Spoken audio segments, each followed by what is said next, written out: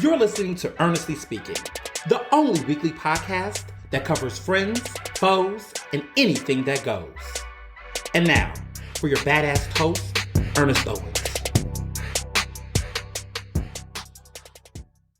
And we're back for another episode of Ernestly Speaking with your host, Ernest Owens, myself. Well, it's October. October. Libras are in the house. As a proud October Libra myself, I just want to give you all the warning that this is a serious occasion. Okay, this is not a drill. I wasn't really into zodiacs a while ago, but I have fun with some of it and all the mysteriousness and the intrigue and all that stuff. I'm really into it, slightly. For the silly stuff, because I think everyone uses that as a way to justify certain behavior. Like, oh, this person is, that's very Libra-like. And it's like, is it? But I'll take it. So people seem to say, oh, you're definitely a Libra. And I'm like, okay, but if I would have said I was an Aquarius, you probably would have said, you would have found something Aquarian about me. But I don't know. Well, first of all, I would never claim any other zodiac. I just don't even, that's not even Libra of me to do that. A Libra would never even try to pretend they're another zodiac sign because it's so obvious, And I just love our symbol, like the scales, like that's just so me, like justice and equality and balancing and levelness and all of that. Like we're not like a animal or some type of, weird thingy. I don't know what the other ones are, but like we are actually an item. We're not like a bull or a fish or something like that. Like we're an actual, item. Everyone else has kind of like, everyone else are like animals. No pun intended. But but like I look at it, like I'm looking at the zodiacs now, and I'm thinking to myself, wow, we really, we don't really have any other groups like everybody else. Some people have like other symbols and things, different symbols and scales. But like when I'm looking at like some people have like there's like arrows and other stuff. And like I'm looking at some of these now and most of them are animals. And there's some, one have a bow and arrow and like a pouring of a water flow. But yeah, fish and lions and scorpions and things like that. Most of the folks are animals type symbols. But of course, Libras, we're having quite the season right now. And I'm excited. I my birthday is October 12th, as you all know, and I've been, doing that and wedding planning. Really happy though. Like everything as far as organization goes, because Libras are organized. This has been a pretty damn good situation to be in. I mean, I will never have to plan a wedding and a birthday situation at the same time, let alone it being my 30th birthday and wedding at the same time. Like I don't have to ever do anything like this again. So it's kind of special. And so I kind of like the, mumbo jumbo of it all. And I'm really excited for all of my friends and family who's going to be coming out of town, and everyone is going to be together for like the entire week. So that was also great. And it's also like a homecoming of sorts because we haven't seen each other. A lot of us haven't seen each other since the pandemic as a collective. Like I've had individual lunches and brunches with some people and things like that. But us all together like this, it hasn't been like that. I mean, the wedding shower was like a little bit of a teaser, but to have all the 100 of us together like this is special. And I'm looking forward to it. And it's just been such a special time. I don't have all the words. I'm just super elated with joy. So, updates. So yeah, things overall has been going well. The book has been going superb. So superb that I am going to continue to write more because there's so much more I want to do with my book on cancel culture that The date is going to now be January 2023. So the book is slated to come out January 2023. I wanted to write more about cancel culture in the sense that there's been some updates and things that have happened, and I'm getting more time to be able to really add on to what I've been writing, because I really, really, really want this rollout to be perfect. And not even just perfect, but more in the sense that it's so much more to write, and it's going to even be a bigger book, which is great. And I got other bigger aspects of that, if you know what I mean. But I really wanted to expand on the topic. And there's so much more stuff that's being fleshed out. And since the first initial draft, and since then, so you'll notice it when you finally read it, of course. But there are things that have shifted. And I didn't think that necessarily fall, like the difference between late, like the end of 2022 versus like January 2023 was too much of a major shift and difference.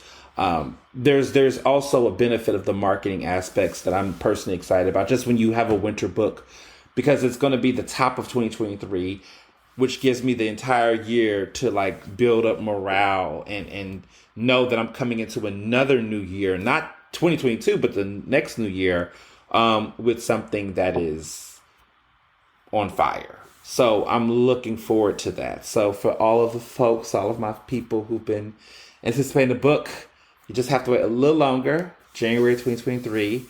That's where it's coming. And the good thing is that all next year I get the full campaign of it all and all of the buzz and anticipation and everything, and a full year to like market and do my thing.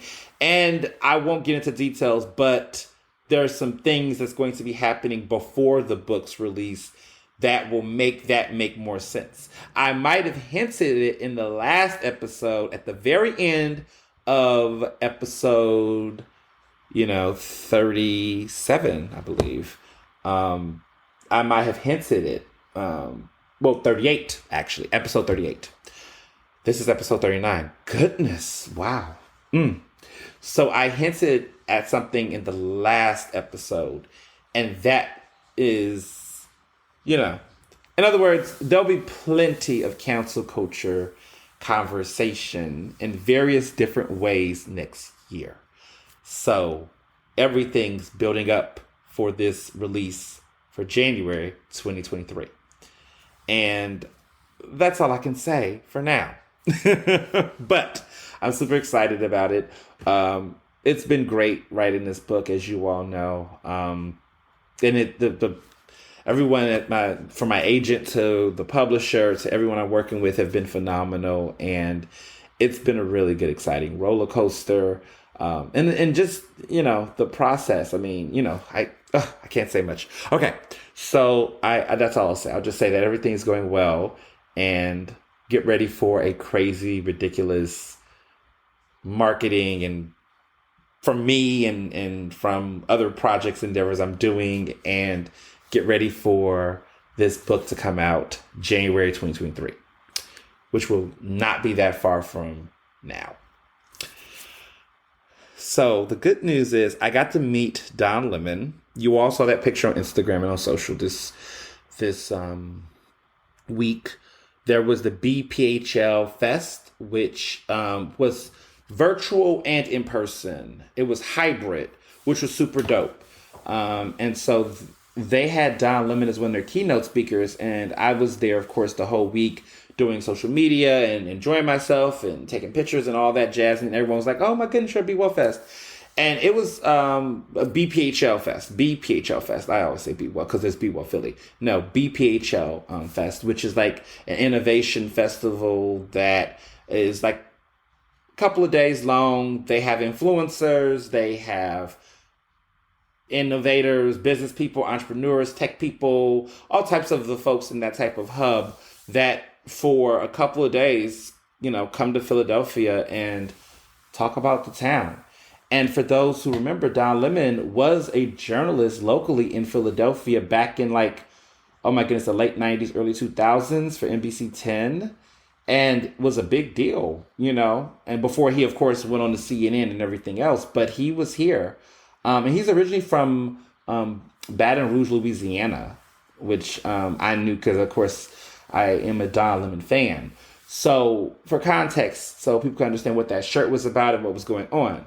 So, the Don Lemon and myself, uh, plug or experience or connection started in 2020 when I was supposed to go on his show for a week. Like for an entire week, there was like this call back and forth with his producer because they wanted me to come on because I wrote an op-ed for the New York Times about how quarantining and was giving me a great break from a lot of the racism that was like the daily microaggressions as a Black person, that I was enjoying the mask. I was enjoying, quarantining because I didn't have to have these ridiculous interactions with racist white people.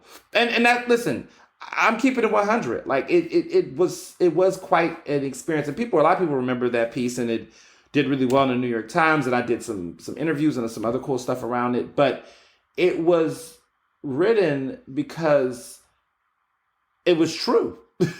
like now that the pandemic has kind of, we now have over 700,000 deaths in the United States. People are still not getting vaccinated, even though we now have a vaccine. But before there was a vaccine, when we didn't know how COVID was really spreading and everything like that, it was, really scary, right? We just didn't know what to do. And during that time, I just remember, people not wanting to do too much. Like it was almost like you go to the store, you minded your fucking business, you got your groceries, you backed the fuck up from people, you left people alone. People just, Karens clearly weren't doing that. So let me pause. There were the Karens and the others and the Chads that weren't in other places. Let me be clear. But I do remember for a period of time, at least in my experience in Philadelphia, that because there was so many people not in a clusterfuck at the store or really doing too much, there was this distance. And I felt it in a sense that I didn't feel like I was being surveilled heavily because of social distancing, because of all of that. And also I wasn't going to the store as much. I was doing a lot of delivery, like getting my groceries delivered. And I still, because of the fact that I remember that experience, I don't go grocery shopping as much in person. Quite frankly, because I'm starting to realize that a lot of this human interactions we've had as a Black person, in number one, creates unnecessary potential harm. And also, I do enjoy having more time to myself and with my close friends and family. And I've realized that you give up so much of your personal time when you go to the grocery store, you do other things. Now, if you like going to the grocery store and that's like a thing for you, because there are people who love to do that. I have folks who like to. I think my mom loves to go to the grocery store. I think that's her thing. But for me, I'm not as crazy about it anymore. And I never really was. I was always like, I always do a lot of takeout and stuff, but I don't know. I just have had some of the most ridiculous experiences at the store. And I think a lot of it when I was little, just the police, the security, just the extraness that comes with going to the grocery store. And, I think about what happened to George Floyd last year. That was an encounter at a store. I mean, I think we remember, a lot of people remember the video and what happened outside the store, but it stemmed from an incident in the grocery store. And I didn't make that connection until recently, that perhaps that's why I don't like going to the store. But I just hear a lot of stories like that. Like, I go to the mall, I got to go to Aldo, I got to get my shoes, I got to, go to, a couple places. But I really don't do a lot of physical shopping. Now, I'm obsessed with CVS. CVS is my shit. But like that's probably it. Like CVS is one of the few in-person stores I go to, and I go to the ones in my community. I know the people there, they know me. I go so often that they recognize me. And when I go, I know what I'm getting and I'm getting out. But I haven't really taken the time to unpack the fact that I don't really go to the grocery store. And I think part of it is because of the encounters I've had, either with us being stopped and frisked, my friends, or incidents where the alarm thing was set off. And it wasn't that I stole anything. It's just that, oh, the woman at the counter forgot to take the device off or something. And that experience and that type of triggering, it's just a lot. And again, there's been so many bad stories of in the news and of friends of getting racially profiled and things. And that shit does a lot to you. Like I think about one time when I was in college and I was dating this guy and we went out somewhere and he was getting like surveilled heavily at a store. And I think it was on, well, I won't name the store because that's gonna be a whole thing. But we went in there and he was just trying on some scarves and some stuff, and it was really bad. Like they just kept following him. And he was tall, dark skinned and everything, and they just kept like fucking with him. And eventually, he was just over it. He just left. We just left. But that experience literally impacted the whole day. Like just the whole day of like, thinking about all of just consistently replaying that. Like it came up in conversation at dinner. It was a conversation with friends later that day. Like the conversation never, like it was just something that just literally pretty much put a dark cloud over the entire day.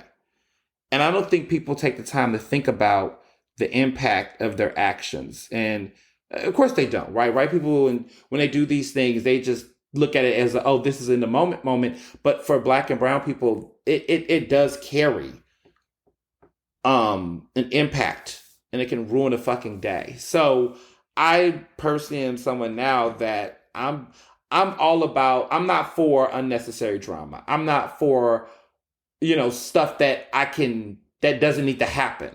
And so for me, I'm in a space of, if I can avoid dumb shit from happening, I am.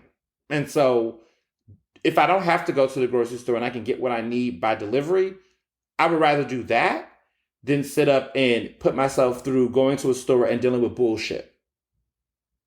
That's just where I'm at with it. So yeah, that was, we never know how these conversations are going to go, but this is a stream of consciousness clearly in this podcast. But no, I don't really do the grocery store like that. And anyway, I talked about all of this and Don Lemon. I was going to go on Don Lemon's show and talk about this. Wouldn't that have been a fabulous conversation? So I was supposed to go on, but in the midst of everything that was happening with the racial uprising, like this was the week where all hell broke loose. I don't know if y'all remember seeing it. Like if you was watching it, that's when the building started to get on fire. I mean, it was wild over there in Minnesota. Like that was when the buildings were getting on fire. That was when, it was going down.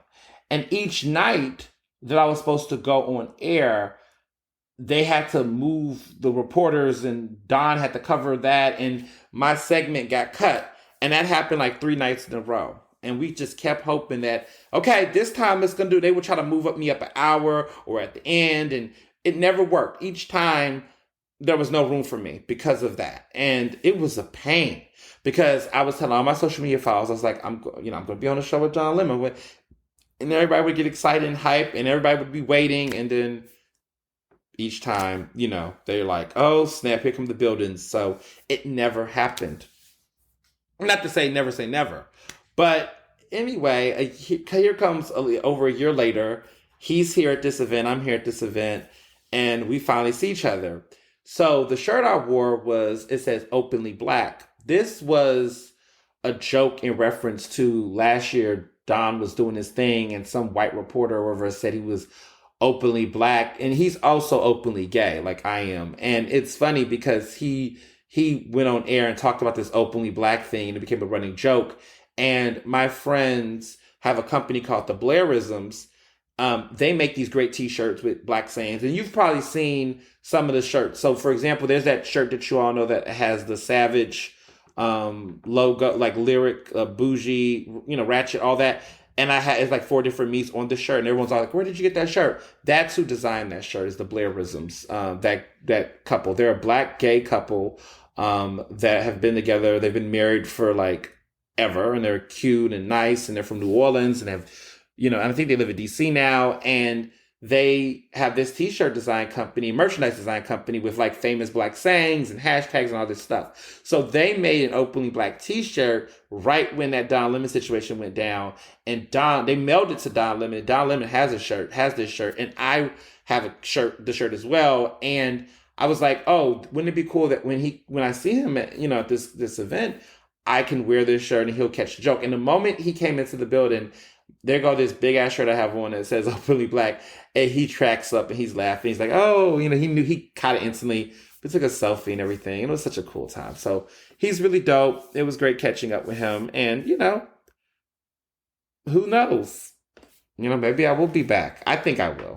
Listen, let's manifest, right? Let's speak into existence. I'll definitely be on. I'll make an in-person return of Don Lemon. I'll just say that it's going to happen. Who knows for what, but it will. And when it do, remember this episode 39, when we were talking about it. So, what else is going on? I know a lot of people have been asking me. The wedding is 2 weeks from today. Today, yes, I'm going to tell y'all where I'm recording. I'm recording this episode on October 2nd on a Saturday. So, yes, reveal today. So, no, we're, yes, the episode is going to be, well, today's October 2nd. So I'll reveal that when this episode was recorded on a Saturday. And the wedding is 2 weeks from today. Yep, October 16th. 2 weeks from today, I will be saying I do. And it goes fast, y'all. Like, I know many of y'all been following episode updates every week, but it's been going fast. Like, it feels like it's slow, but then it feels like it's still fast. It's just so weird. Like, everything is like coming together. And at this point, there's like really nothing I have to pay for. Like, we don't have to pay for anything. Now we're just being silly. Like I said, we're just buying dumb shit just cause, which needs to stop, by the way. But it's just like, there's nothing else left. Like, I'm just now doing the most now. Like, I bought these custom, well, I don't want to tell that on the air because then people are going to get suspicious. Okay, I won't put that out there. But I bought some custom things for some people and, stuff like that, wedding, fun stuff. And, like thank you cards for vendors, stuff like that. Like, I'm thinking about all these other extra little things I want to do. But like, as far as the actual wedding itself goes, everything's pretty done, much done. And I am very happy. And I'm going to say this, that we did not go into debt doing this wedding. I'm so happy. I'm so happy. I don't owe anyone a goddamn thing. I did not take out any loans. Mr. Johnson and I both said that. We said, if we're going to do this wedding, we'll do the wedding we want, and we're not going to take out any loans or going any debt behind this. Because I hear stories, okay? Stories of people that have these big, extravagant weddings, and they literally are taking out loans and all that kind of stuff to pull it off. Nope. And it was also a parent-free wedding, as far as like, how people say, oh, my dad's paying for the wedding, and that means if your dad or your mom or whomever's paying for the wedding, that means that they get to control your guest list.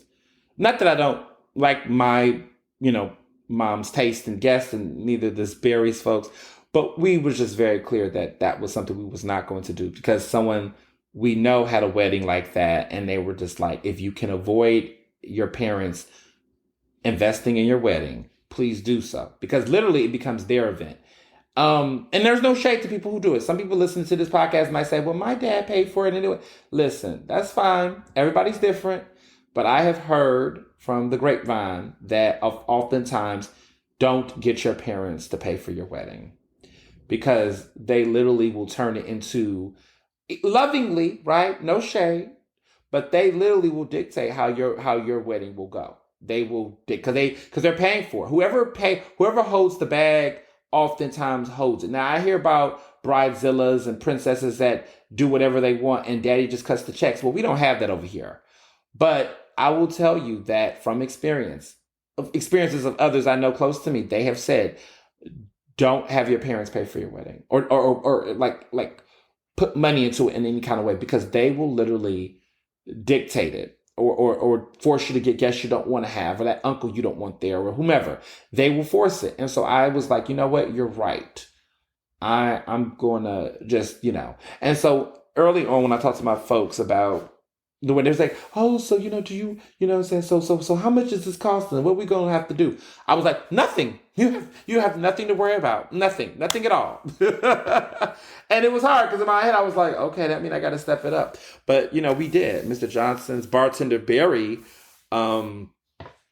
Enterprise has killed it. I did additional speaking engagements and other stuff outside of work, got a promotion. He got a new job, and we both had our side hustles do its thing, and everything just kind of just piled on piled. So we really was able to raise the capital to really have the wedding we wanted.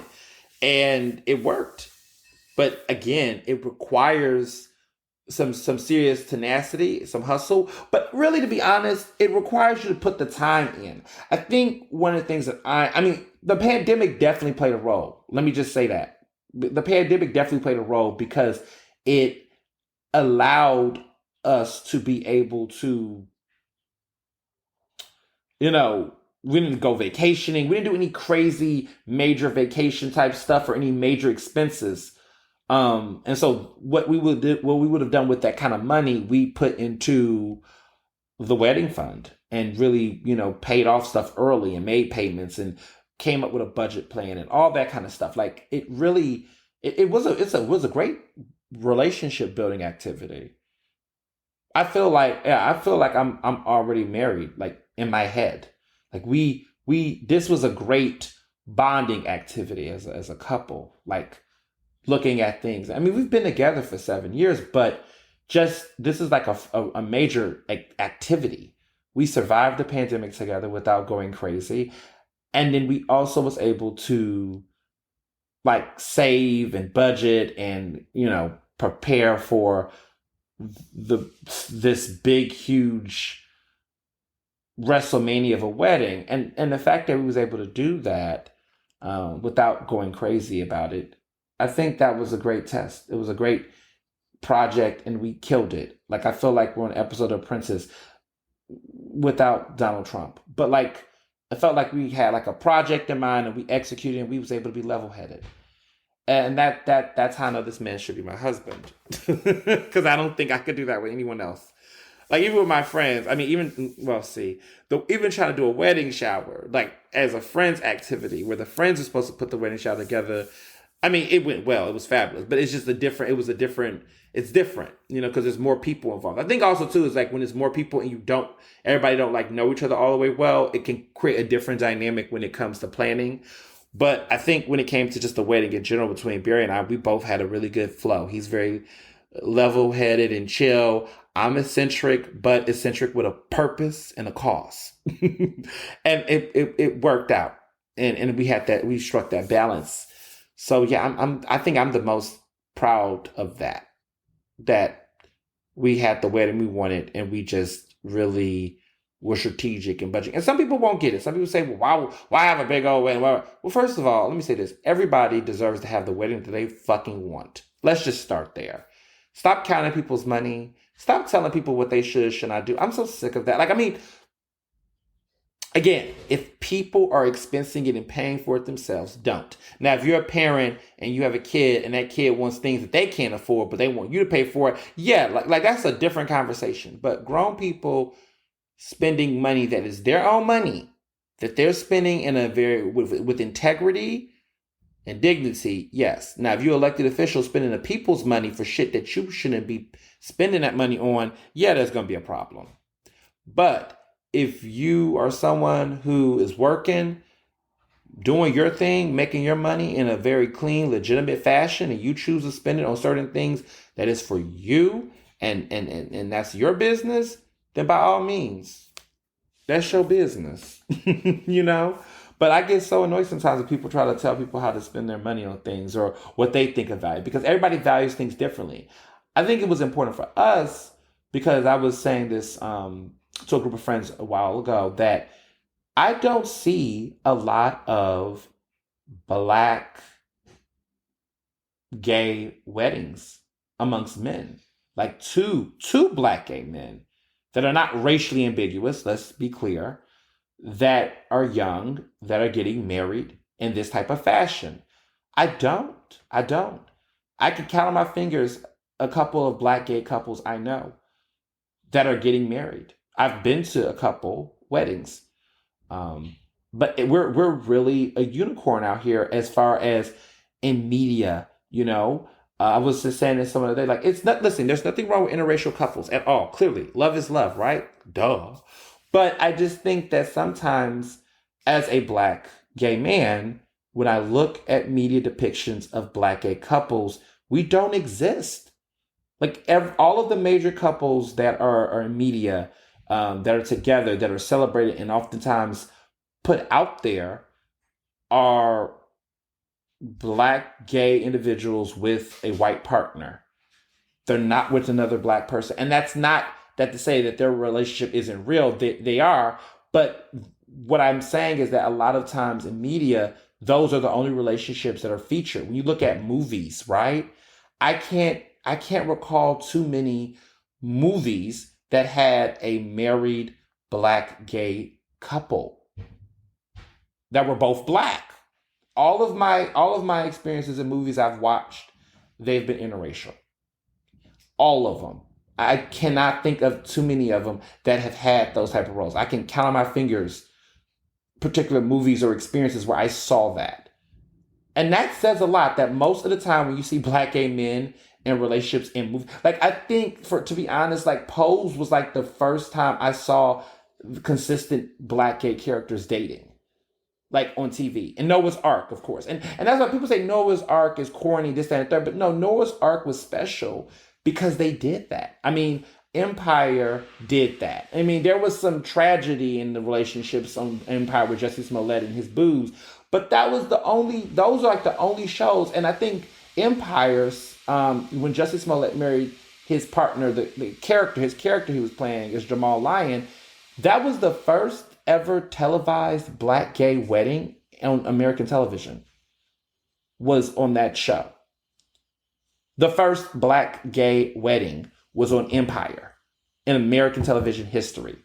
And that was literally like 2 years ago. Or no, that was last year, 2020, before Empire got, ended its final season. So that's what I'm saying about representation. This is a real thing. This is not me just being like, oh, what is Ernest talking about? Soapbox. Like, this is a real interesting thing. But I can't tell you, again, like I said, how many episodes. I mean, people talk about, in The Wire, there was, Black brown couples, but like, how many of these like healthy relationships? Like, we don't see that representation as much. And it does impact the way that we view society or the stereotypes we do. I can't tell you how many times I have, before, people saw Barry and I as prominent and saw us in, on social and things. But like, there are times where I go out and I bump into, certain people at networking events and LGBTQ events, and there's assumptions that my partner is white. Because the assumption is every time you see a lot of Black gay men, their partners are often not Black. And I mean, in a lot of the business professional scenes, listen, listen, that's another conversation for another day, because I have my own thoughts. Again, not judging. I just have thoughts. And for my Black gay men who listen to my podcast, it's everyone loves who they love. It's nothing to say. Listen, there are people I know who are in interracial relationships that love each other, and of course they do, right? And I said this on a previous podcast episode that I have been in situations where I have heard people say things to me as a black gay man, and I've heard this from other black gay men about my love that has perpetuated stereotypes and negative things. I remember there was this older black gay man who was in media in Philadelphia years ago and told me that if I wanted to be successful, I was going to need to date an older white gay guy. Well, look at me now. Okay? That's all I got to say on that. Sometimes you just got to let time tell the story for you because some people just won't listen any other way. But that was what I was told. And I've had other people tell me anti-black things. These are other black gay men saying, oh, I can't date a black man. You know how they are. And it's like, wait, but you're also black and gay. You don't think you can find someone just like you? Like, what the fuck? But those are the weird, again, encounters and situations I have seen over the years. And so this is special. So I'm happy about it. And I just think more people should, think about what they're looking at, ask those questions, pay very attention to who's in the room and what kind of representations you're seeing. Because everybody's all like diversity, diversity, diversity. And yes, diversity matters, of course. But like I said before, look very carefully at what's being celebrated and ask that question, where are the black gay couples? Where are the black queer couples? Where both of the partners are black. Where are they? Because they exist. We do exist. But why are we not being celebrated in media? Why are we not on the front covers of magazines? Why are we not in spreads? When I think about the long list of celebrities that are black and queer in the community and they have white partners, the list goes on. I mean, Billy Porter, Don Lemon, who of course I admire, Wanda Sykes, Kawamo Brown was with a white man for a long period of time. That was his fiance before that fell off. I mean, the list goes on. So, just some food for thought. Just saying. I'm observing. So, birthday is coming around as always. Looking forward to all the planning with that. We'll give y'all some updates on something towards the end of the podcast around this special recording that's coming up in conjunction with the birthday. And yeah. So, R. Kelly. R. Kelly was found guilty on all counts. R. Kelly is going to be locked up most likely for the rest of his life. His sentencing is later next year, but he's found guilty on everything. Racketeering, everything. He's a sexual predator. We knew this, but it's the law of the land now. The jury rendered a verdict. The verdict was guilty. The motherfucker's guilty. For all the people who kept trying to figure out what was going to be the case. Now, I know for many people, they remember nearly 20 years ago when the sex tape with him and a minor circulated, and everyone was questioning whether or not, when that situation kind of got dismissed or those everything. And that was because the part of it was that the victim involved did not want to take the stand. And of course, if you watch Surviving R. Kelly and you know who Sparkle is, the R&B artist Sparkle, that was her cousin. It appears that there was a lot of, behind the scenes parents working the system and, R. Kelly's folks and money that was kind of trying to squish that down. So the crazy part is R. Kelly just continued to have his career. I wrote a piece for the Daily Beast this week that said, let's not let the next R. Kelly get away with this for another 20 something years. 25 years, y'all, of accusations from Aaliyah to now. I followed that, and so much great journalism. Jim DeRogas, who's been covering R. Kelly for over 20 something years, been writing story after story in Chicago about R. Kelly's problems. And, a lot of people was doing this work. I think about Mute R. Kelly movement that formulated a couple years ago.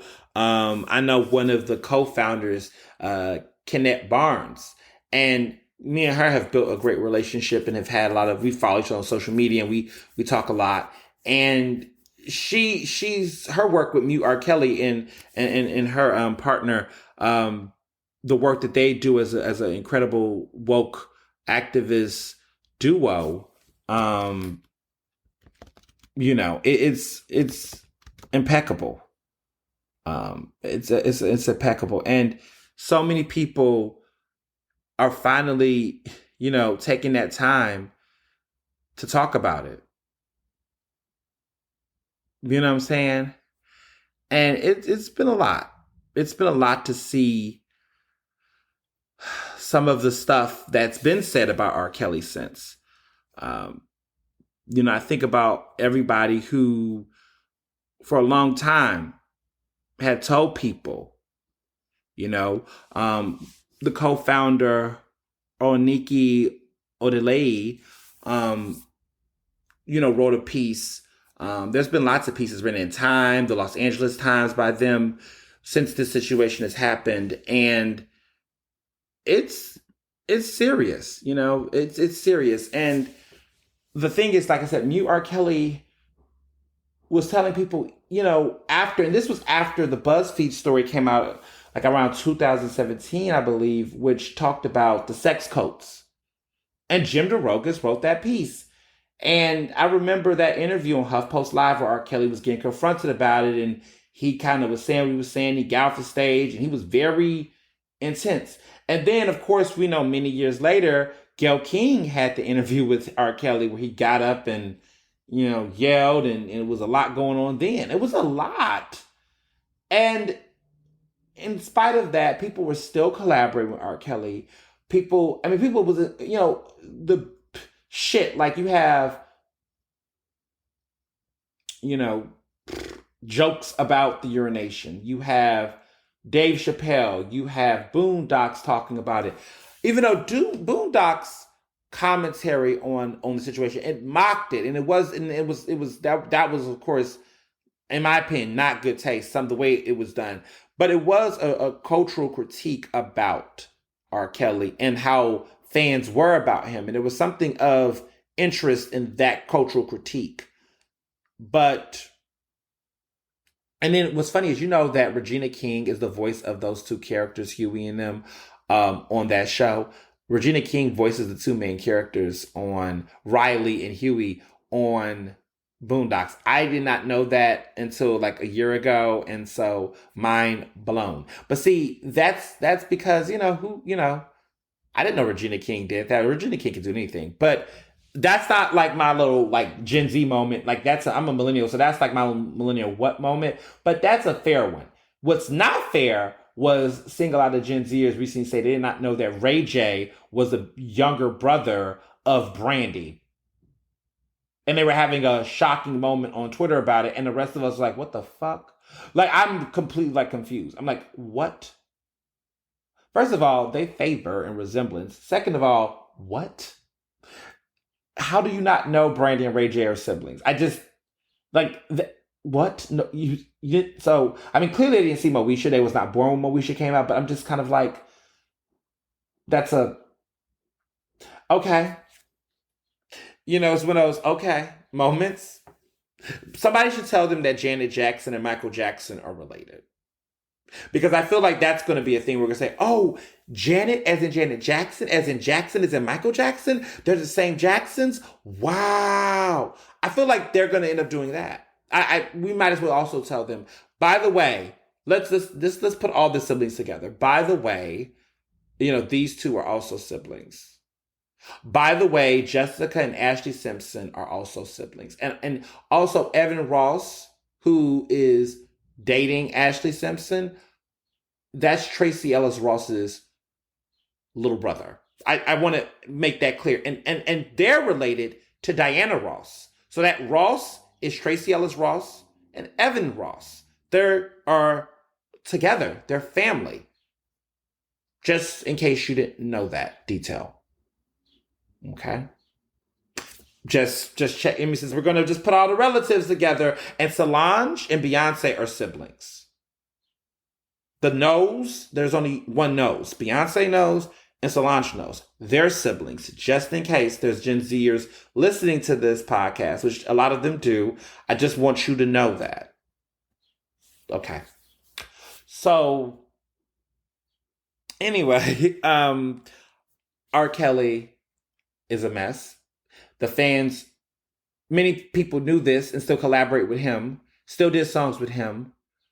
Now many of them are trying to now finally backpedal, but it's like now you have to backpedal for a guilty verdict. I mean, Jay-Z hasn't really said much, but Jay-Z isn't saying much about anything nowadays. We'll get to that too. Chance the Rapper has said a couple of words. Gaga did. Jennifer Hudson did a collaboration with him many years ago. I'm just like, why, Jennifer? Why? I feel like sometimes these record labels, in some ways, these record labels do force these collaborations. I just would say that sometimes, but I'm not that no, you have a right as an artist to say no though.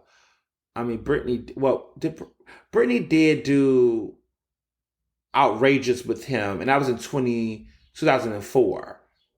Oof. Come on, Britney. But people were still trying to act like R. Kelly with R. Kelly. I mean, we were just such in a different time. None of that, nobody can get, I mean, people are still doing dumb shit to this day. I mean, I would say no one can get away with that, but that's not true because we're in a world where, the baby exists and, people like Tory Lanez can still be brought on stage in the midst of everything that's going on with Meg. But, again, sexism is not going out of style fast enough.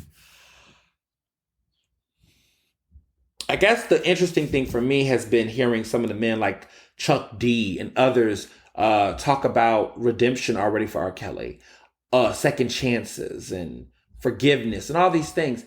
And what's crazy about that for me is, okay, so you're talking all this. The man hasn't even fucking been sentenced yet. He just got found guilty a couple days ago. Now we're already R. Kelly, second chances. I'm sorry. What about the victims? What about their concerns? What about how they're feeling right now? Because after so many years of being lied on, gaslit, threatened, and harassed and intimidated, their stories and their truth is finally being validated in the court of law. Like, that is a moment. And you're just automatically acting like for them and their processes that, once, like they're having a joyride and a thrill and that this, the verdict was it, and now it's time to think about, like, that means you didn't give a fuck about what they were thinking or what they're feeling. You didn't never care. And your intentions is always to try to protect this fucker. Because the question to me is, has R. Kelly even put himself in a position to express guilt or remorse? This man will lie and everyone say he's a fucking sociopath. This man will lie in everyone's face, deny everything, arrogant, don't want to have conversations about anything. Like, this man does not want to own to any of the violent, disgusting things he's done. He is not trying to hold himself accountable. So lock this motherfucker up for the rest of his motherfucking life. And may he rot there for everything he's done. Period. Because honestly, what's the point? Like, what's the point? What's the point? Like, everyone's trying to project. Like, I get so, and we'll talk about this with the Super Bowl, but like this thing where people project their values onto other folks. He has not expressed remorse. He does not express guilt. He does not express regret. He has not shown any of those characteristics. So how do you talk about that with someone who isn't even in the position to express that? He has never shown it. It's not like this man has been his entire fucking life. I'm sorry. I need therapy. I need help. Something's wrong with me. I need to get out of this. I'm going to leave people alone. I'm going to yada, yada, yada. I'm going to turn myself in. He's never been that guy. So for people that's talking about second fucking chances, that is a backslap in the face to all of these women and men, because there were some young boys who have also come forward to say that he also sexually abused them. So R. Kelly has done this to both boys and girls, men and women, okay? It's across the board. He's not shown any remorse. It's been settlements, it's been hush money, it's been everything that a guilty man does not want to acknowledge himself. So I don't care about second chances. I don't care about a conversation about redemption for somebody who does not actually acknowledge anything to be redeemed of. Fuck out of here with that. Like, seriously, stop it.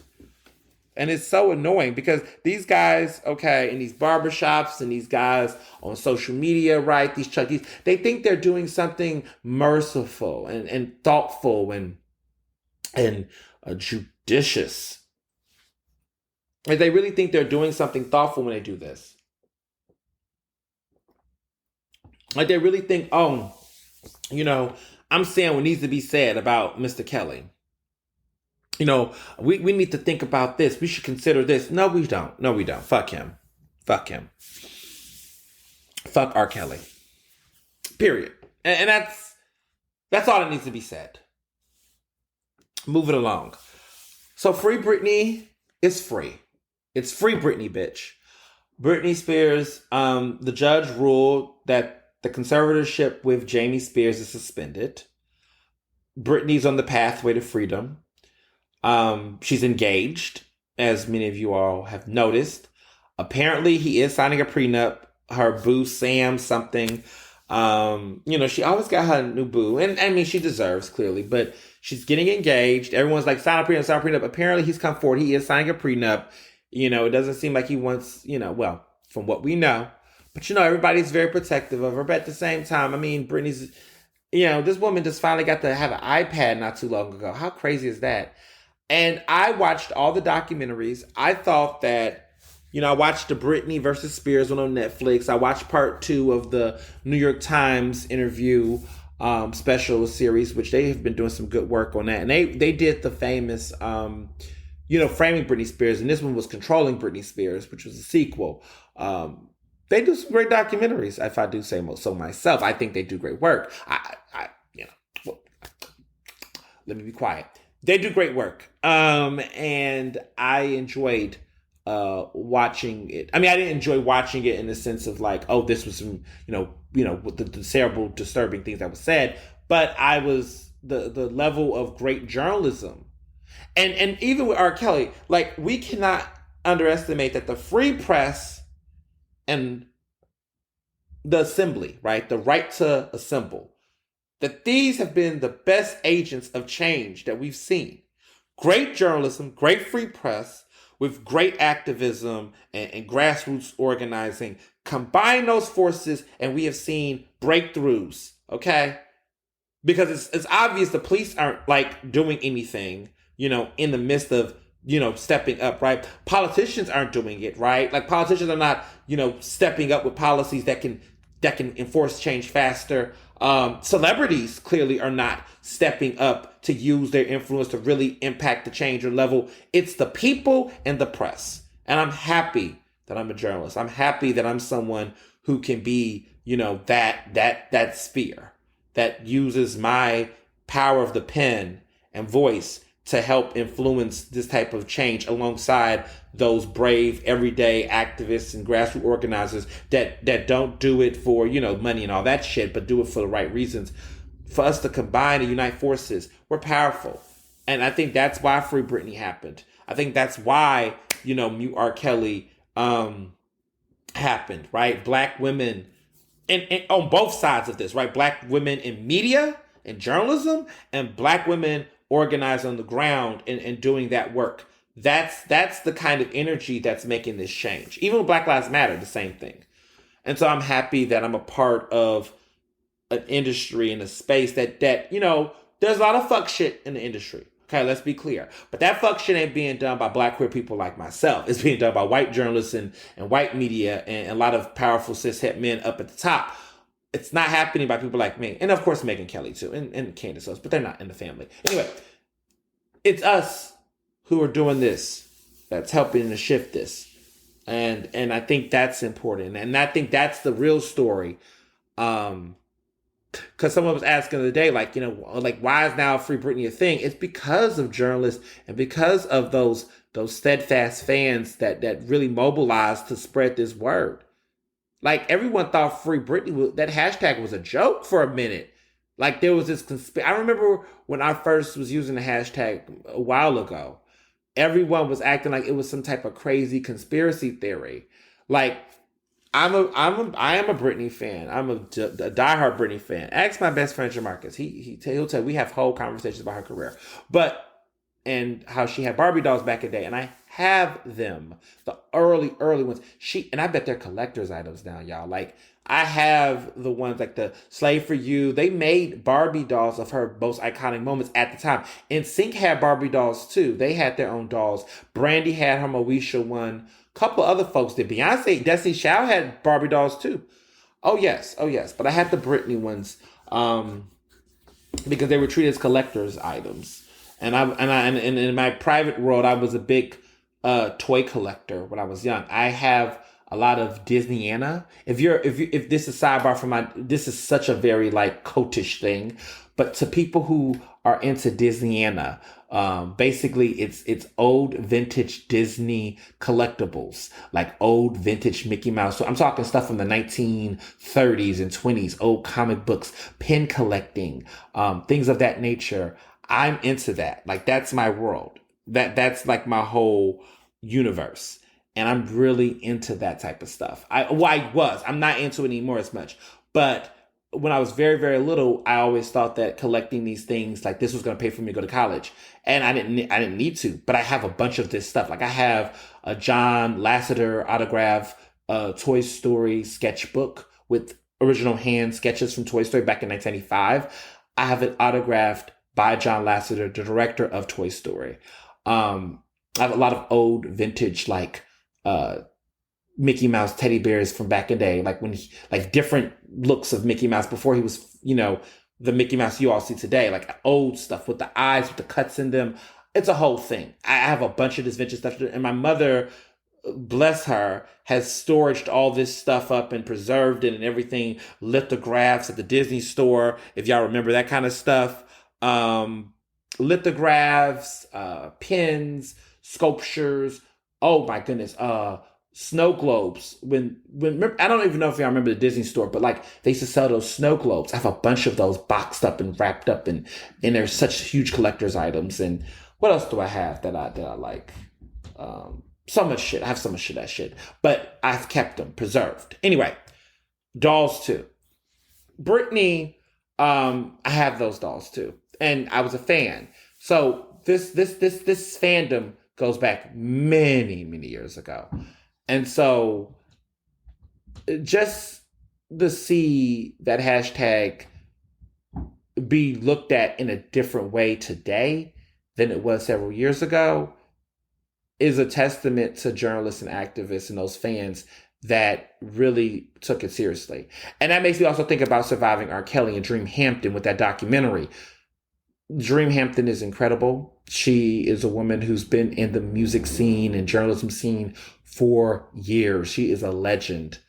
And she's the critic that so many people wish they were today. We don't have the same types of music critics that we used to have back in the day when Vibe and Excel and all those publications were out back then. The Source, when they mattered.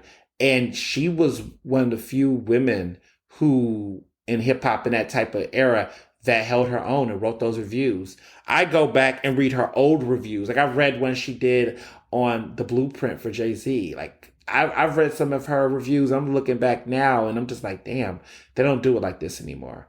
So I think about the hashtag Surviving R. Kelly and the fact that she used her, influence and her cachet of music voices and people to be a part of that, man, just incredible. But that's what I said, it takes great people like her and others that can get the story out there to make it matter. So I'm just in awe of my peers in this business and the folks that do the real work. And I salute them. Here's what I don't salute. But I want to talk about this because I really want to take some time to flesh this the fuck out. Because I have some things to say about this. So this Super Bowl situation. Everybody's hitting me up about the Super Bowl. They're like, oh, the Super Bowl this, Super Bowl that. So the Super Bowl halftime performance have been announced for 2022. Every February, any given Sunday, it's always the Super Bowl or whatever. I don't watch football. I don't fuck with the NFL, but let's just talk about it real quick. So they had the halftime show. Halftime performers traditionally do not get paid. Like, if you're on a halftime show, you gotta be happy you're getting invited, which is why they invite like the top artists. Because one, popularity, but two, money. Do you have the money to get your set? Do you have the money to get this together? Pepsi, everybody involved, they're not paying you, but you're given the opportunity of a lifetime. The same way that, whoever sings the national anthem, with the exception of Chris and Michelle and the people that was involved with those concerts with Trump, but outside of Trump. But if you're invited to sing the national anthem at the inauguration, like Gaga did, like Beyonce, well, she kind of lip synced, but like what Beyonce did and others, that is an honor. I mean, look at Amanda Gorman, the black young lady who, did her poem. I mean, she got there at the inauguration to become an instant star. Books and everything, pre-order sales, New York Times bestsellers, interviews, documentaries, projects, endorsements. God damn. Okay. Like, that's how you maximize the opportunity. I don't know anyone else who maximized an opportunity on a free stage like that. Like Amanda Gorman maximized that opportunity. I mean, she was a poet laureate. She already had her credentials, but she went to Harvard and all that. But she became a household name being at that inauguration. I haven't seen someone do a poem that was that memorable since, the late, great Maya Angelou at Bill Clinton's inauguration. I don't think I remember any other poem or remember people talking about a poem being recited at that level since Maya Angelou at Bill Clinton's inauguration. So that's how big it was. And for like, my goodness, for her to be so young and so beautiful and just so talented, it did wonders. But I'm saying this to say that these types of opportunities are free. They don't pay these people to do these things because it's an honor. It's an invitation. It's supposed to be a big deal. And so the Super Bowl halftime show, we already know the numbers. When these artists go on that stage, the streams go up, the sales go up. People that never listen to those songs go back and listen to them. I remember Missy Elliott was on Katy Perry's fucking halftime show, and her appearance brought all of her songs streaming like over 200 something thousand%. Like, it was wild. It resurrects careers. Like, I mean, now we talk about Left Shark. We don't know who the fuck Left Shark was, but we know who it is now because of the Super Bowl. That's how it works. I mean, even for The Weeknd, when he had his halftime show performance last year, I didn't see it, but, they made a documentary of it or something like that. That's on Apple TV or something. People were hype. Since Colin Kaepernick's situation, I have not really, of course, fucked with the NFL. And it's bigger than Kaepernick. Let's be clear. Let's talk about that real quick, because everyone is so wishy-washy about this. For starters, Kaepernick, was an athlete, of course, that basically got blackballed because he took a knee to speak out against police brutality. And because he was exercising his First Amendment right, it created so much controversy. And basically, NFL actively did everything in their power not to pick him up when his contract was open. He was an agent. No one wanted him. And he hasn't played since. Despite training, despite talent, despite the possibilities, it was a message loud and clear that the NFL was suppressing this black man's voice. That said, NFL knows that controversy has definitely opened people up to seeing their whole entire politic. There have not been, for a period of time, a lot of black owners. There has not been that many black lead coaches, yet most of the players are black. There's a history of institutional racism at the NFL, of course. There's also a history of domestic violence cover-ups and allegations of domestic violence cover-ups, and a lot of violence in the NFL. There's also conversations about the health and safety of athletes and CTE, and how this damages a lot of players, and the science and the research that they're lacking to not discuss the role that concussions play on NFL players, and that research, right? There's also a culture around domestic violence in general, with the very hyper masculine culture, the homophobia. Like, there's like now one openly gay player, and how people don't feel comfortable, and locker room talk. Sounds familiar? The role of racist Trump supporting Republican owners and franchisees, and all of that. It's a lot of bad stuff connected to the NFL. The NFL is a reflection of America. It's also a reflection of the plantation politics of the industrial complex that America has, especially when it comes to black labor and bodies, right?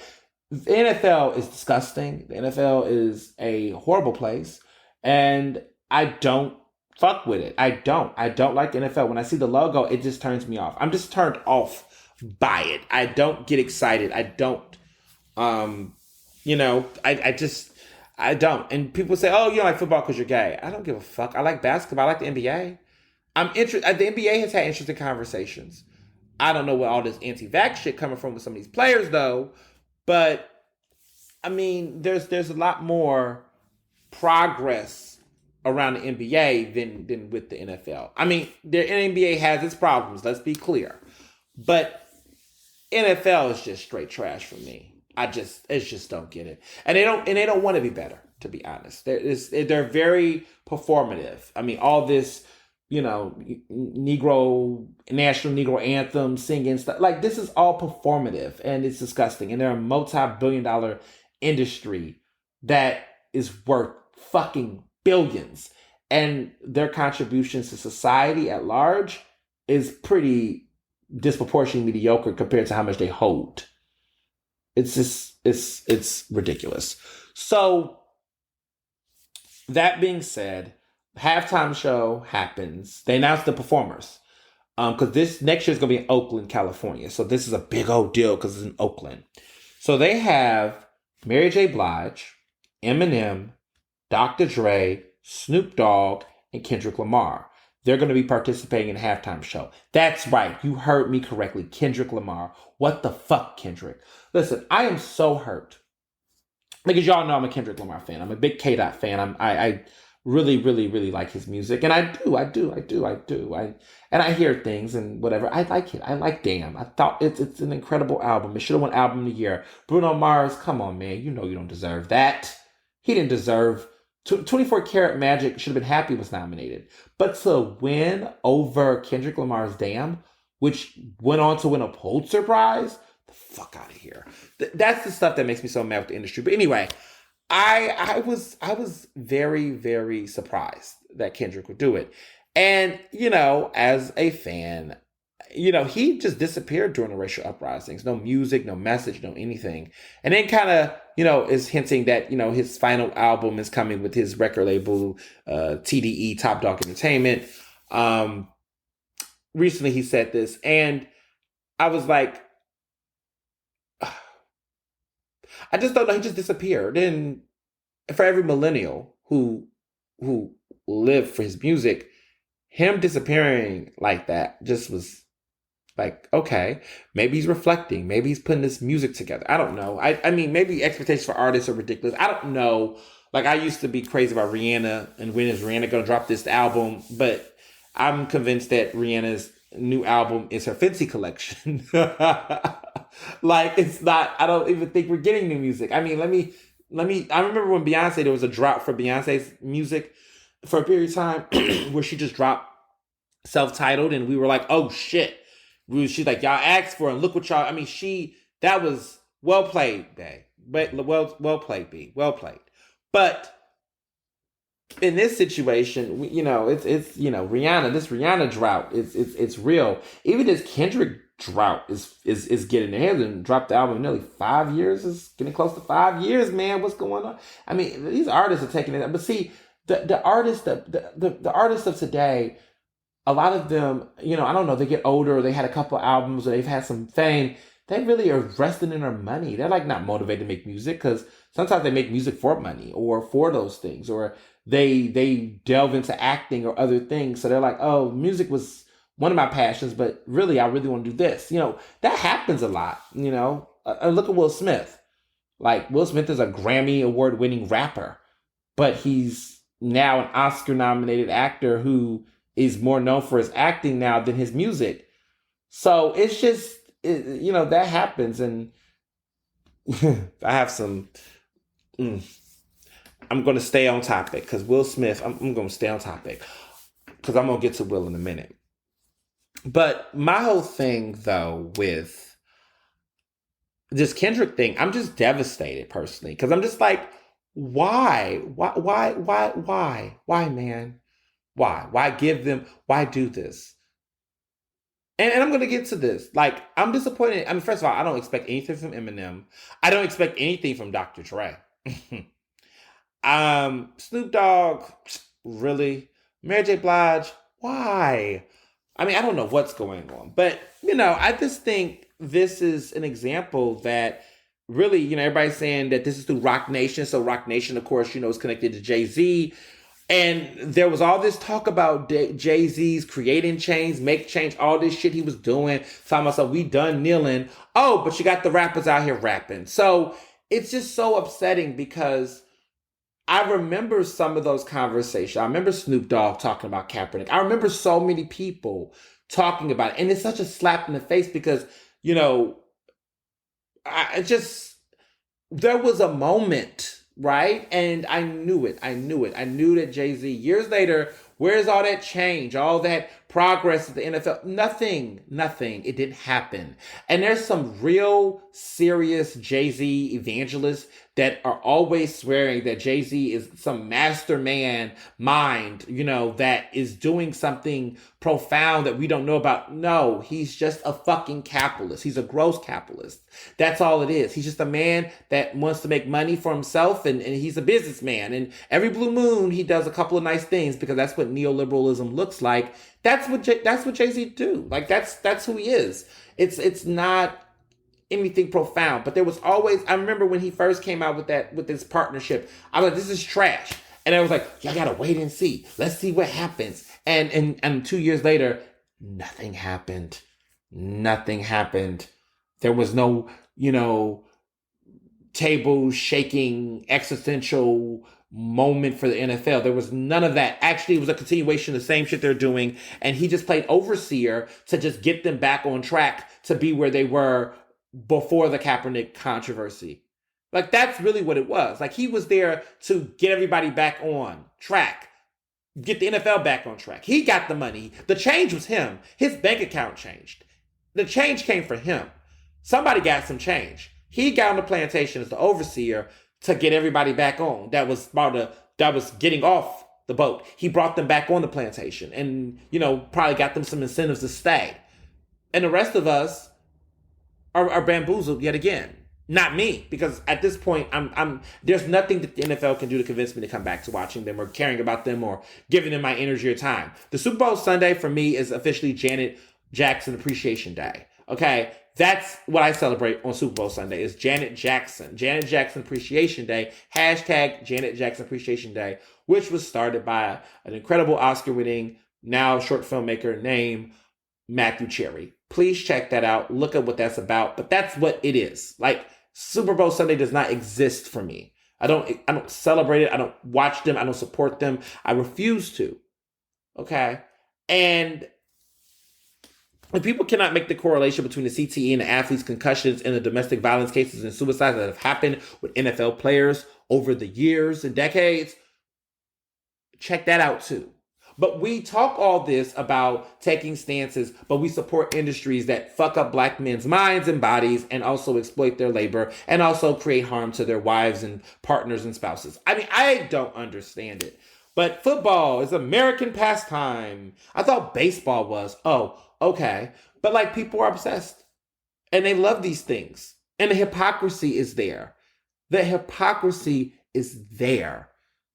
You say black men stand up for what you believe in. Black men stands up for what he believes in. and gets blackballed, and the rest of you are like, well, or like Jay-Z said, we're past kneeling. Fuck you. Like, fuck you. Because you are kneeling, actually. You're kneeling to the industry. You're kneeling to the NFL. You're kneeling to everything that's wrong with this country. And I'm just disappointed in these rappers that are still co-signing it because, again, they want us to think that their excellence and their opportunity is our opportunity. It is not. And I think that's what brings me to this point about celebrities. They're not going to be the answer to our social justice progression. They never are. They have all this access, all these connections, all these networks, all this money, and yet and still they do not actually formulate a master plan to try to liberate us all because their whole success predicates off of us being exploited by them. Us buying their concert tickets, their CDs, their merchandise, their shit. And we're supposed to do that with nothing in return but whatever they think their presence of fucking charity they think it is. That's what it is. And it's a business model. And I'm not saying people can't like things and like celebrities and like things. I mean, clearly I do like some celebrities, right? But at the same time, for much is given, much is expected.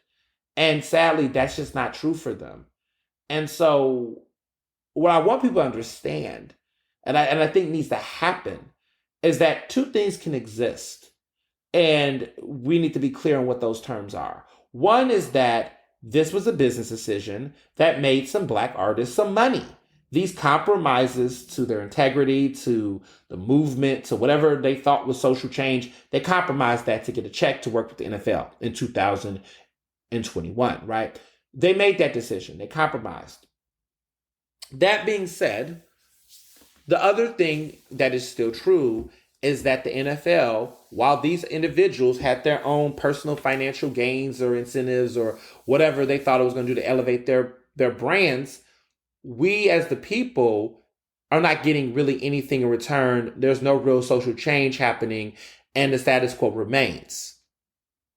And what people need to understand is that we can't conflate personal financial gain with collective success and achievement. Those are not the same. Jay-Z's success does nothing fucking for me. It doesn't. It doesn't. And his individual success with the NFL and these contracts and these partnerships has done nothing for the community at large. And it's done nothing for our collective liberation and the causes to which Colin Kaepernick took that knee from.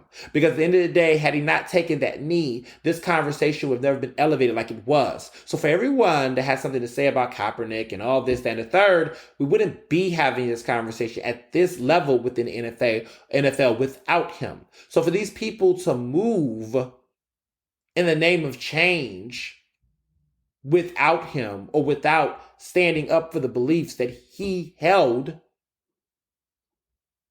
is a clusterfuck, is a sham, is a disgrace. And that's why I can't support this. I can't participate in this because you're basically further marginalizing a Black man and those Black activists and those people who inspired the very movement to which he decided to kneel on. This does nothing for Black Lives Matter. This does nothing for these causes. You could give money to the United Negro College Fund all fucking day long. You should have been giving money to HBCUs and Black kids in colleges. You should have been doing all of that anyway. And to try to use that charity as a response to what's been happening in our communities is disgusting. And so that's why I cannot with this. So I would say this much. To all of you people that want to sit up all day and do the whole chess, not checkers, listen and follow Jay-Z. Stop following celebrities and using them as your answer to the change we need. If you're still looking at them to be the answer to the whatever is going on in our communities, you're going about the wrong way. We have to let go of celebrity dogmatism. It's unfortunate that people like Jay-Z continue to exploit movement work and real grassroots organizer for his own personal self-interest and benefit. I mean, this is a man that during the time, we were dealing with, Occupy. This man is out here with a fucking Occupy shirt, selling Occupy the Hood or whatever shirts at Barney's. Like, how fucking tone deaf can that be? It's just the tone deafness for me. He's always going to look at something to capitalize off of because that's what a gross capitalist do. And again, he's making a lot of money that I may never see in my life. And at the end of the day, he gets the benefit and find pathways for others. But that does nothing for us. Because the truth of the matter is that all of these artists are rich. All these artists already have money.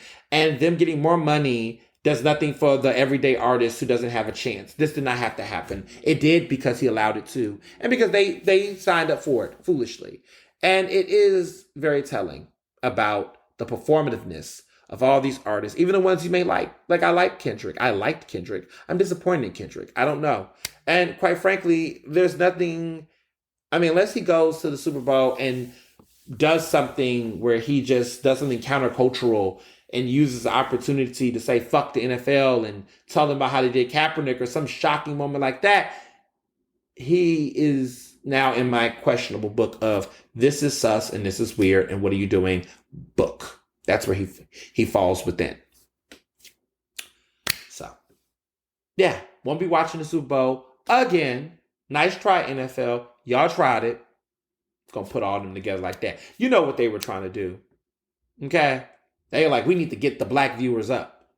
And there's gonna be some people that's gonna watch now because of that. I mean, they really, really tried it. I mean, y'all really put like, it's clear what they're trying to do. And Jay-Z is fueling it. And it's like, why are you playing that middleman?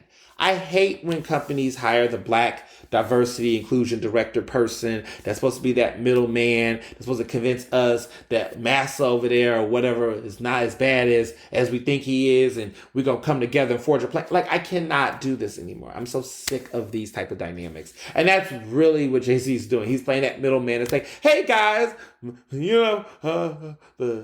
good all over there at the NFL, the commissioner, he says it's going to be a good old time for us. We get on back there, get some scholarships for some kids.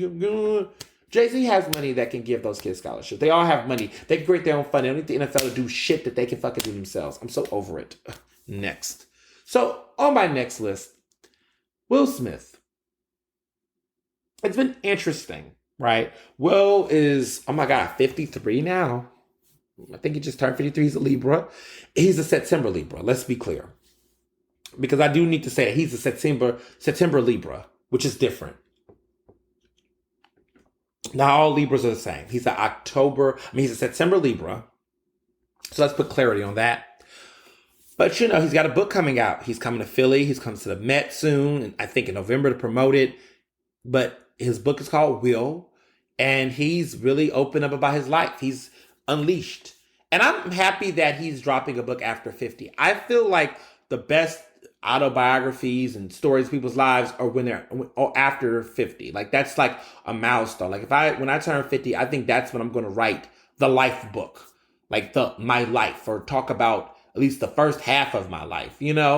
Barbara Walters did one Barbara Walters is like 93 now. Woo. Okay. Barbara Walters has been here for a minute. Legendary. But she did a book not too long ago. In like I think her late 80s or something, or 90 or whatever. Like, it's been a minute. Barbara Walters has been here for a minute. But, Will's doing this book, now.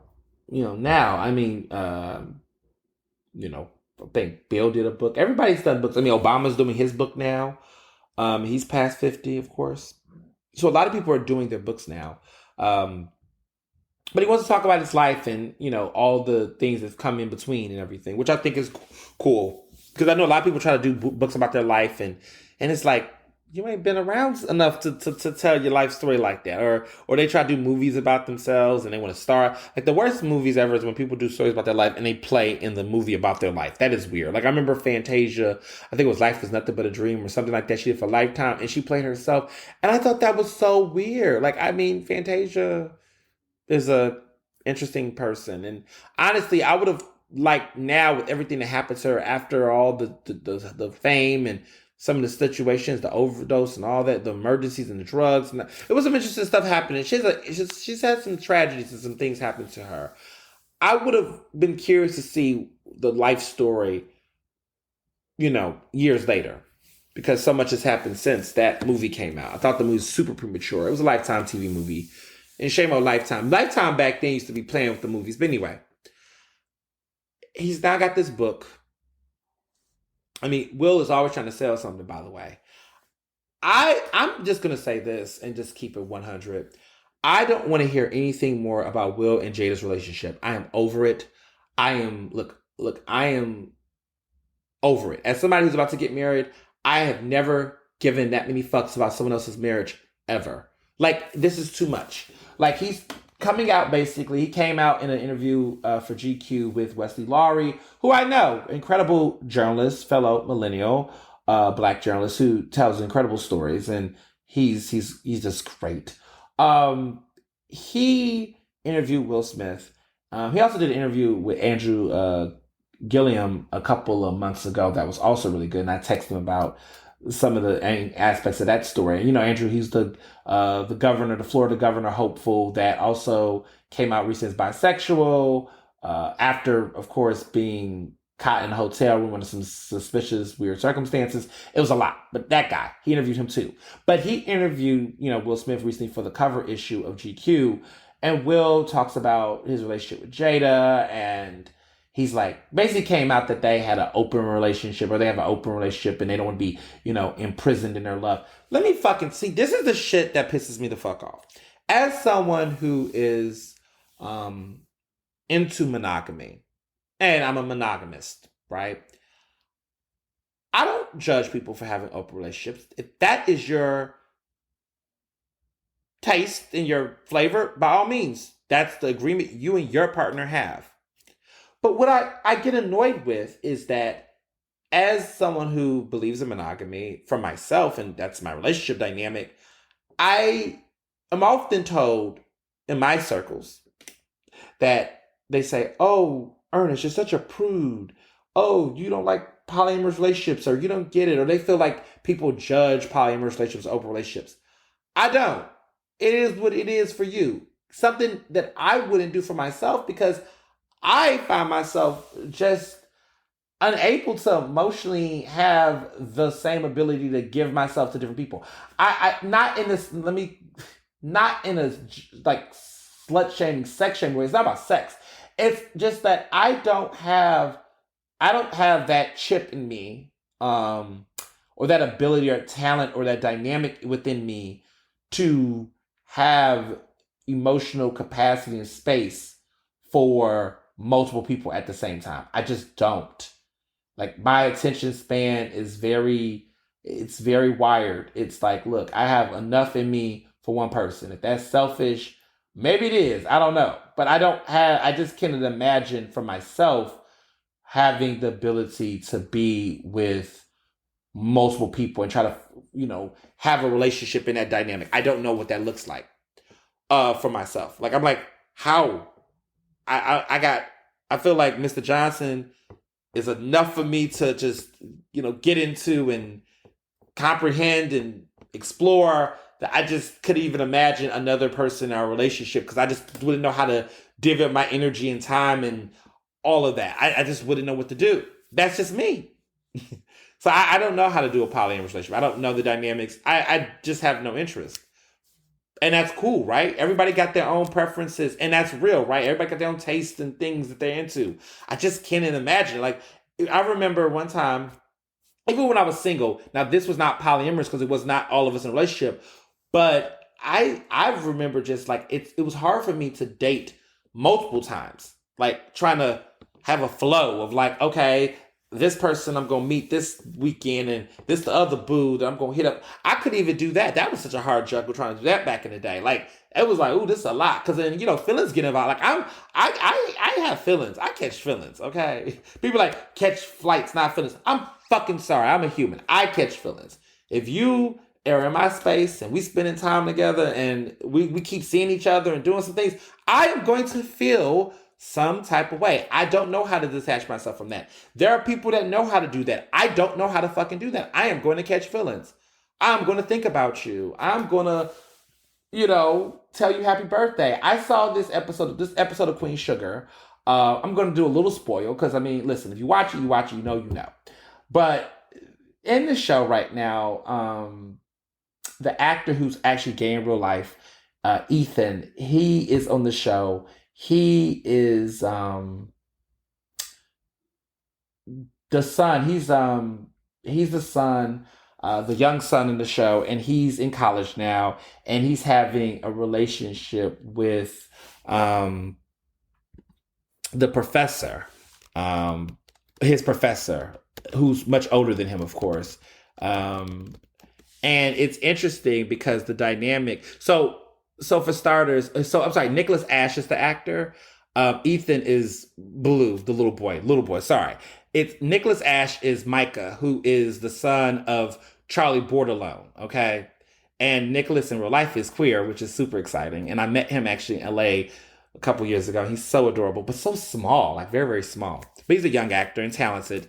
Well, he's not young. He's an adult, but he's also dating the guy from The Get Up, okay, or The Get Down, when that was on Netflix, who's like super queer. That guy who's like light skinned with the he dates him, I think they're still dating, but like they're dating, and anyway, so cute. And he recently came out like last year, so it's just so cute. But anyway, so Micah, his character's name is Micah, is dating the professor, his professor in college, and he goes to Xavier in the show, and they've been hooking up and having, he's having a moment, right?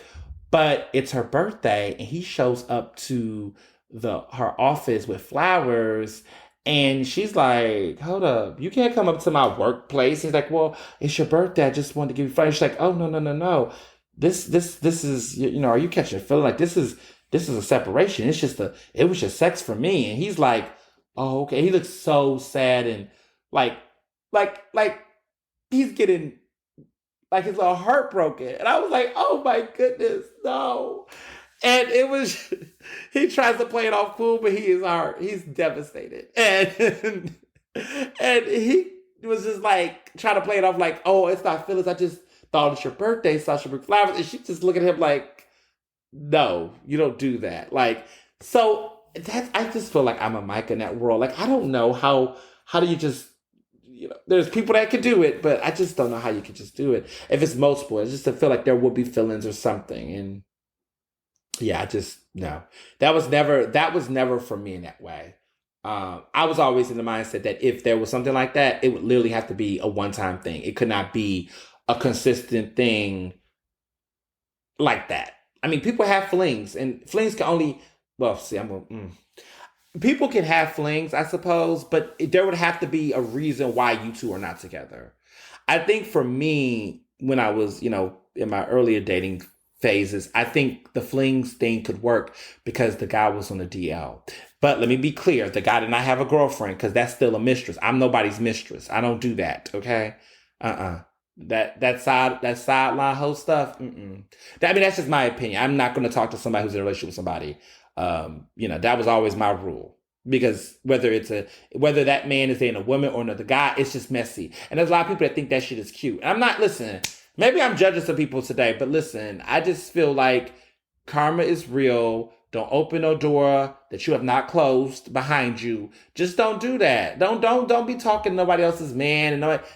Don't do that. No, so I don't do that. Like, now I've been in a situation where people did not disclose that to me, and that was a problem. But coming into a situation knowing you got a girl, please. Knowing you got a dude, please. That was always like a no for me in all those situations. I never wasted anybody's time.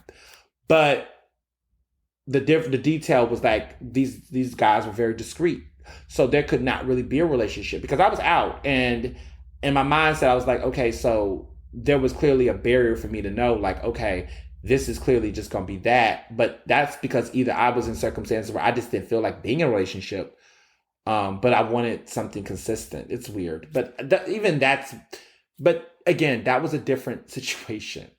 I think where I'm at now and what I've seen these patterns is that people who are in polyamorous relationships, they don't want people to judge them. They don't want people to think that they're weird or anything like that. And hey, I agree with that. But what I get annoyed with is the rhetoric around those who are not in those type of relationships.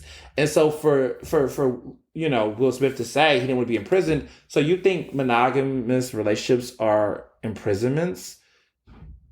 Okay. How about maybe you and Jada really just don't like each other and y'all like have kids and y'all do what y'all have to do and y'all there for the sake of the house and everything like that. And so y'all have to do all these other things because y'all just are really insufferable and y'all don't really like each other. Maybe that's what it really is. I mean, don't get me started. I just think, I don't know. I just think that since they've opened it up for everyone to talk about in more ways than one, no shade.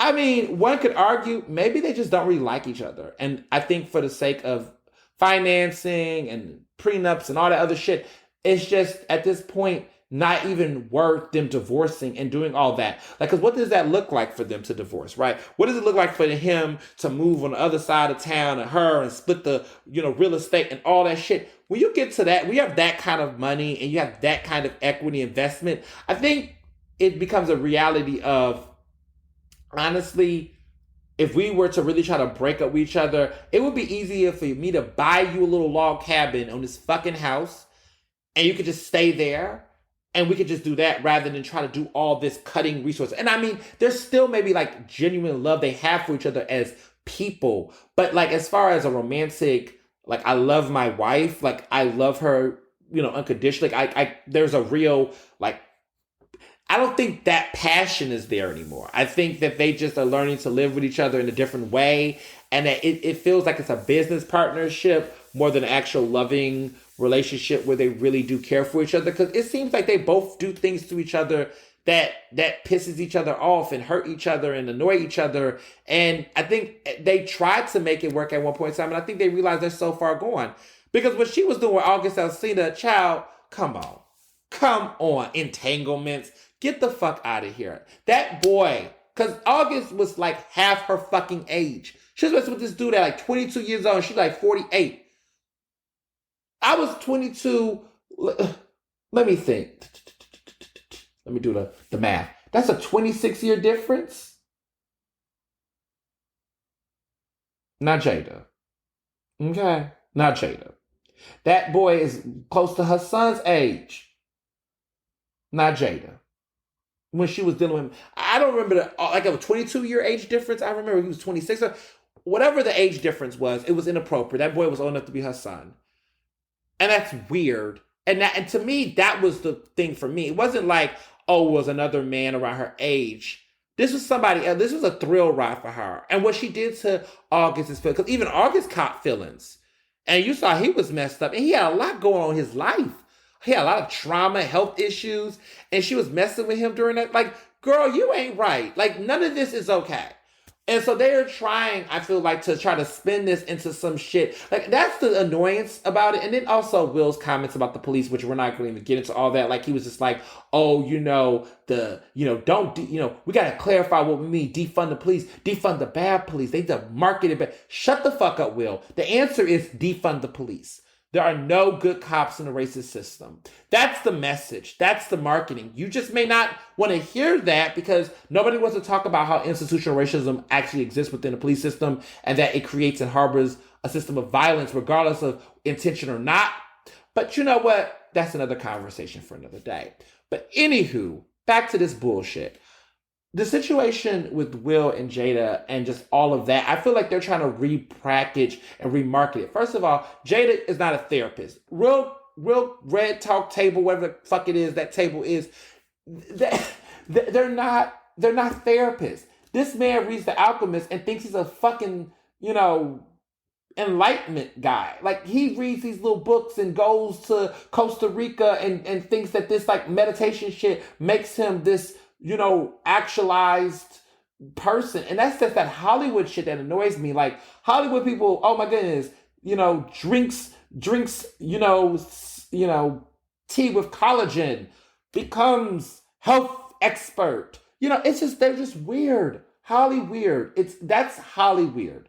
And I used to never understand what that meant, but that's really what it is. It's a bunch of really wealthy, rich people who don't know what the fuck to do with themselves, that then just create more problems with their wealth than actual solutions that can help people. That's Hollywood weird. Like, Will Smith could be doing so much for Philadelphia right now, his hometown. He could be doing so much for other black actors in the business and industry, and yet he spends his time creating 1,000 different ways to reinvent what the fuck is going on in his turbulent, weird, whack ass marriage. Like, it's just the branding for me. And also the need to sell shit because he is also going to be in these upcoming movies. He's got this movie called, that's based off of, like, I think it's called Emancipation. That is like supposed to be like Django Unchained, but better. Whatever the fuck that's supposed to mean. He's supposed to, he's also got King Richard, which is really, really good. And he's playing Serena and Venus's father. Pretty good stuff right there. And he got the book going out. And he's also got this Netflix special, which we knew. Remember when it was all this about Will Smith needs to lose weight and Will Smith had this belly? Well, of course, Will Smith is exploiting himself yet again in a Netflix special that's going to talk about his weight loss journey and the things he did to lose his weight to get his body back together. How interesting is that? So a lot's going on in Will Smith's world. And he's on this big, huge comeback tour. And I don't know if y'all notice this, but I feel like every 3 to 5 years, Will Smith does a like this is what all these Hollywood actors are doing. Like these great, like these are real A-list Hollywood actors. Like when I think of real A-list actors in Hollywood, I think of Nicole Kidman, I think of Denzel Washington, Robert De Niro, Tom Hanks, of course, Meryl Streep. I think of these types of people, and there's many more, right? Reese Witherspoon, others. But I think of these individuals because they're the type that literally, whenever they drop a trailer or a project, no matter if you know everything about them, you're going to pay attention. No, we're going to talk about them because they're not overexposed until recently for Will Smith. But when they come out with something, it's something that shifts the culture. We got to talk about it. We have to inspect it. We have to think about it. I mean, Denzel is doing, this Macbeth film coming out with Frances McDormand. We got to talk about Shakespeare again. We got to figure out what's going on with this. What is this going to be like? Because they command a room and attention that kind of way. But what's so disappointing is that, to my point, there's a lot of these types of recovery stories where, they be out the spotlight for a period of time and they reemerge, but they also reemerge with a bunch of shit they want to sell us. They never just out of nowhere says, I'm going to do an interview and talk to you. I mean, the only person who kind of did that was like Brendan Fraser a couple years ago when he came out with his, some of the tragedies in his life. But a lot of these actors, normally they come out with a resurgence like Halle Berry did. And then, Halle Berry had her movie she had coming. But this is what they do to get us back into the conversation, get us back onto them. And it's no surprise that Will Smith has a bunch of projects coming out and he wants us to remember his great legendary era, but he wants us to see him as a different person and a more free person, but also the free person that my generation of millennials, right? We created this environment for these types of conversations. Will was a superstar in an era, right? The late 90s and early 2000s that did not create space for him to be the person he is today or talk about the things he talk about, even though he's tone deaf in some of those things. It's different. And I think that's what we're seeing now in Hollywood is that there is a lot of these actors are being revisited and they're also wrestling with who they were many years ago in their stardom versus who they are today. But, he wants to sell that book and everything. So best of luck, Will. We'll see what's going on. We'll be following this. So lastly, as I wrap up, Impeachment on FX. If you have not been watching it, please watch it. I am really obsessed with Sarah Paulson playing Linda Tripp. This episode was like the moment when I was watching it, and I'm like, yes, I know Emmys are so white, but I mean, goodness, the girl is getting the Emmy. Who knows? But she deserves an Emmy nomination. And I just don't see her not getting an Emmy, but she definitely is going to get nominated. And Golden Globe nominations will come in time and she'll get nominated for that and she'll win. And we'll be talking about this performance. I mean, she's just so great. First of all, she just isn't Sarah Paulson. She's like not Sarah Paulson to me. Like, I really don't know who this woman is. And it's just Linda Tripp. I'm just eating it up. Like, the accent, the movement. I mean, she's just... this is like Ryan Murphy was going to always find a part for Sarah Paulson, even when it doesn't even look like her. Like, he's like, you're going to always be in my shows. Let me find a way. I mean, this woman has played all the legendary people. She's played Marsha Clark. She's played Linda Tripp now. I mean, she's just incredible. Incredible. She deserves her next Emmy. Really been following it. It's getting juicy. Now we're at the part where Linda Tripp is now recording the calls. Monica is realizing Bill ain't shit, and she's starting to realize that he is. They're pretty much about to create space amongst between themselves really quickly. That's becoming obvious. And next week's episode, I think Hillary's going to finally come. So Edie Falco, which is she's from The Sopranos and Nurse Jackie, she's going to be playing Hillary, which is a weird choice. But I mean, let's see what she does. I'm curious to see what's going to happen. But it's time because there's that scene at the end, and I don't want to talk too much. But first of all, Clive Owen as Bill Clinton is pretty fucking awesome. I'm surprised by his performance. The accent, the vibe, the energy. It doesn't feel like Clive Owen. Like it does not. Like Clive Owen's a British actor, y'all, and this accent and this vibe. It's like these people don't. They're high. The makeup and the acting. They're just bleeding into it. It's so good. It's so good. Words can't describe. Love and Hip Hop Atlanta finale happened. Been following that show, watching it, and having mixed thoughts. It's dark. I've been saying it's dark for a minute, but it's definitely interesting. The way it ended. Safari and Erica Mena are divorced and separated. Scrappy's working out on his relationship with Bambi. These two are married and have children. She's like on her third child now.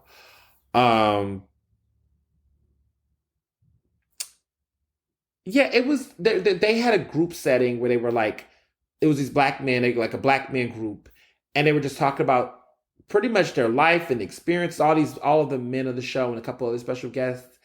And I was sitting there, and they were crying and talking about it's okay to cry and talking about how difficult their life has been, like the privileges and the spoils of their children and the life and everything. And I'm just sitting here looking like, I'm happy they have a good black men's group and they're talking about their feelings and moments. But these men need therapy. They need therapy. I was watching it and I was touched by the emotional level of them, like the crying. And it was a very deep episode. But I was sitting there like, these men need therapy. Like they have the money. They need to actually invest in some serious talking. Now, Bambi was saying, like, because Scrappy was talking about suicidal thoughts in some of his social media posts, and Bambi, his wife, was saying that, she wants to work the relationship out, but they need to actually do counseling and things like that. And this was deep. This is a very interesting season. Very real. It wasn't, I don't think there was there was a son fight, but there wasn't any of the fighting that we're used to seeing on the show. And I'm not saying that I miss the ratchetness. I'm just saying that it was not all of that. This season was there was no big old fights. I mean, there was a father and son confrontation between young Jock and his son that was aggressive. That was serious. Like they really were heated. But it was driven by argument, like an actual argument versus like a situation where, a lot on the show is just like a girl throws a drink at a girl's face. It's WWE SmackDown. They just ding, ding, ding. Like it's just like a calm the fuck down. Fuck you. And they're just starting to fight. Like it was not like that. There was none of that. In previous seasons, there's always these stupid fights and drama and rolling up on people and all that, pulling hair. It was none of that this season. And to be honest, that was okay. I was okay. Save it for Black Ink Crew. Black Ink Crew is clearly the show that's now, consistently doing but they fight on that show. Like they're like New York hard. Like there's like a New York, Chicago. They have New York. They're really fighting on that show. Like it's bad. But there wasn't that level of violence. There was a lot of arguments and there was a lot of like walking out and things. But as far as the violence we're used to in the show, that didn't happen as much. And I wonder if VH1, not that have any faith in these conglomerates, but I wonder if they're really like, is this the end of this season? Well, let me just say this. They have other franchises. So they have Miami, they have New York, and they have Hollywood. I think the verdict is out on whether or not this is something across the board, but I'm trying to figure out, are they trying to stop? Because one thing I've observed, and this is sidebar, but this is also interesting. I watch the compilations that they do on YouTube, and I'm obsessed with them. They don't do them as much now that the shows are rolling, but oh my God, during the pandemic, all of those compilations, I've probably watched them all like 3 times a piece, and then certain ones like 1,000 times. Like the best of Jessica Dime, I've probably watched like 20 times during the pandemic, because she's no longer on Love and Hip Hop anymore, but she was just one of the best characters on Love and Hip Hop Atlanta. And she just used to make me laugh because she just reminded me of people I've grown up with, and her character is everything on that show, was everything on that show. And I just would watch that compilation because they just did it so well. Like they had literally her best clips, and it was phenomenal. Anyway, sidebar. So I watched those compilations, and I noticed that the fighting scenes, they would block out a lot of the fighting scenes that was aired on TV in its original form. But on the compilations, they were blocking it out. And I think part of it was, the narrative was that they were trying to raise money for Black Lives Matter causes and other racial justice causes or whatever at the time. And they were really trying to preach and promote this sense of nonviolence. So they blocked out a lot of the violent scenes from those previous episodes in their compilations. And I thought that was interesting. I was like, why would they block that? That's the money. That's why people are running to watch these episodes, because they want to see these scenes. But they would just kind of like do a cut where before the hit was made, they would cut it out. They just kind of would show you a little bit of the rise, but you couldn't see everything. It was just interesting that VH1 was doing that. But I wonder, is that like them taking a lot of the critique about how much they've pushed stereotypes about Black women and Black people in general on these reality shows, and if they're taking it to mind with how they're moving forward with their programming? Because it was not the heavy violent content that we've seen in the past. And there's a lot of other things going on in the show that's quite salacious and interesting, but it's happening with that. The drama is more verbal and more, thought-provoking, I suppose, than what we used to see with the more shallow, vapid, snap judgment, throw, drink, fight moments. And I think that was by design. And I'm trying to see if this is happening with all of their shows and their series. I've been watching all of them, one, because I find it entertaining, but I do want to see if this is like a pattern. Are they trying to send a message here? We'll see. But anywho, Miami is still on. Miami is interesting. Sukiyana is annoying. I never thought I would say that out loud, but she's kind of annoying. I think she's intriguing, but I don't know if her being a main character like this was a good idea. I don't know. I just find her she's just all over the place. So yes. So wrapping up, cause we're getting there. My birthday is, of course, October 12th. I will not be recording my podcast clearly the weekend of the 15th to the 16th, because that's the wedding. There will be a special edition wedding episode that'll be coming very, very, very soon, right after the following week. But I will not be taping.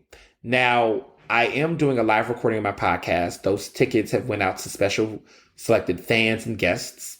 They know who they are. Some of you are listening to the show and you're like, oh my goodness. And you hit me up in my Instagram and my DMs and said you want to come to a live recording.